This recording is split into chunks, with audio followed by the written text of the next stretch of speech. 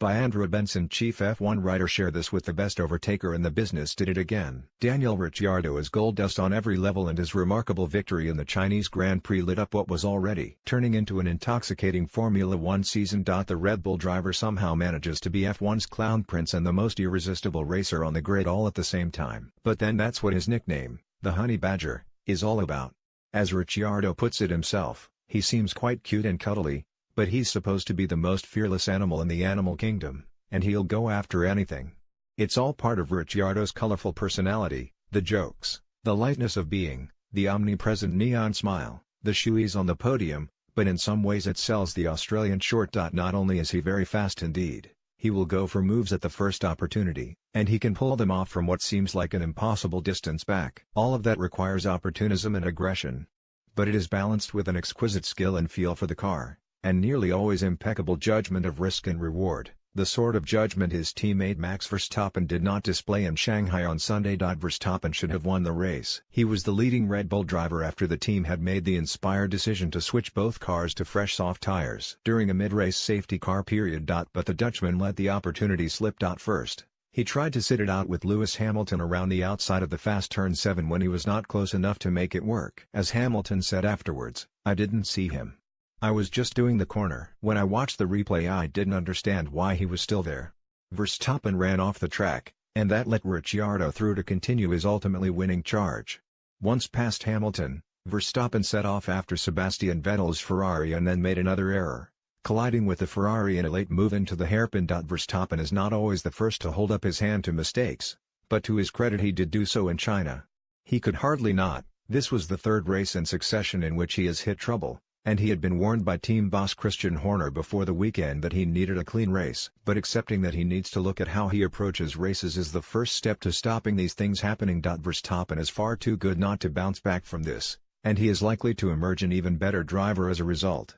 If he can rein things in a little and match that extra control with his already awesome speed and talent, he will become even more formidable than he already promises to be. Unlike Verstappen, Ricciardo got everything just so. And of the 5 moves he had to pull off to win the race, the 2 best, and most typical of what he can do that so many others cannot, were on the Mercedes drivers, into the 2 hairpins. Mercedes F1 boss Toto Wolff described the winning move on Bottas as a bit brutal, saying, he had Valtteri helping with that to avoid a collision. If Valtteri had not opened the door, Ricciardo would have taken him out. That is one way of looking at it.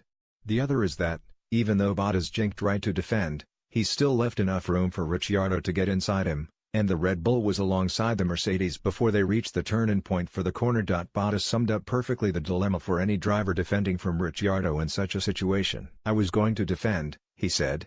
"It is always a compromise how extreme you go, because if you go very extreme then he is definitely going to get you in the exit if he can choose the line. But he tends to find space on the inside even if you defend."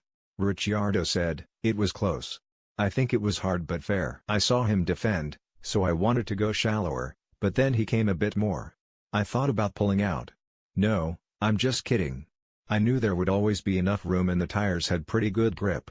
So, worst case, I went wide and I'd have another crack somewhere else." What's especially remarkable about these moves is that, for all their lateness and drama, they never look out of control. Ricciardo brakes super late to get into position, but he hardly ever locks a wheel. There are a lot of drivers in F1 at the moment who show exceptional skills in battle. Hamilton, Verstappen, Vettel and Fernando Alonso are all superb at racing for position, but Ricciardo makes a strong case for being the best of the lot at this aspect of the game. What gave the lead battle an added dimension was that, on arrival in China, Ricciardo had been asked about the last lap of the previous race in Bahrain, when Bottas had been closing on Vettel but did not manage to get past. Ricciardo said, "If I am second on the last lap, you can bet everything I'm going for it. I am not staying in second." His philosophy, he said, was that you had to give it a go, and if it didn't come off, well, at least you had tried. He expanded on this when discussing his own winning moves in China. "Sometimes you've just got to lick the stamp and send it," he said. "A lot of the time you get one chance to try, so I made the most of every opportunity." From anyone else, his remarks about Bottas in Bahrain would have sounded like carping.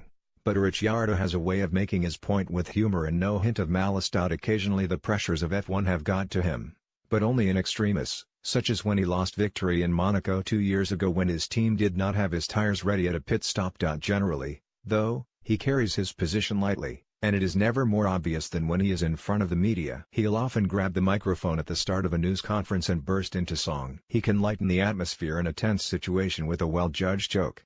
In Bahrain this year, he arrived early at the table in the Red Bull, before his media handler had got there.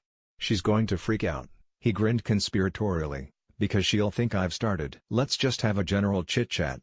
Conversation quickly drifted to Conor McGregor and cage fighting, which Ricciardo loves with a passion. He revealed he had punched a hole in the wall of his driver room after getting a grid penalty at the first race of the season, at home in Australia. Then the PR handler arrived. He reassured her, "We've just been talking UFC."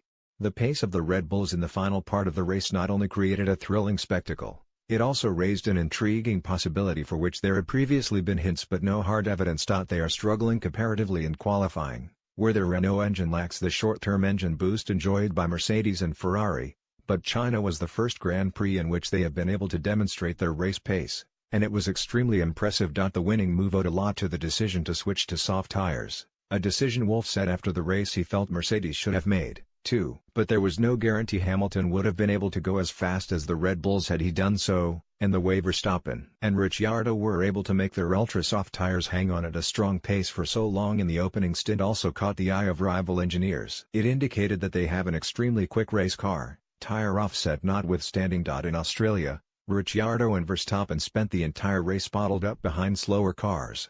In Bahrain, both were out by lap 4, but they have looked consistently quick on the race runs in Friday practice this season, and China suggested they could be a threat to Mercedes and Ferrari all season. The race could have been so different had it not been for the safety car. Vettel was in control until Ferrari somehow allowed themselves to be passed by Bottas, who stopped one lap earlier. This seemed to be a combination of Ferrari underestimating the power of stopping first in this race, Bottas driving a brilliant in and out laps, an electrifying 1.8-second pit stop by Mercedes, Vettel running wide at the hairpin on his in-lap, slowing the car to the speed limit a few meters earlier than he needed to on pit entry, and a not great stop by Ferrari, which is understandable after the incident in Bahrain in which a mechanic suffered a broken leg. But still they should not have allowed it to happen. Bottas, perhaps buoyed by leading the race, reckoned he was a match for Ferrari on pace on both the soft and medium tires and that it was only the softest ultra-soft on which they were struggling. But Mercedes were not so sure.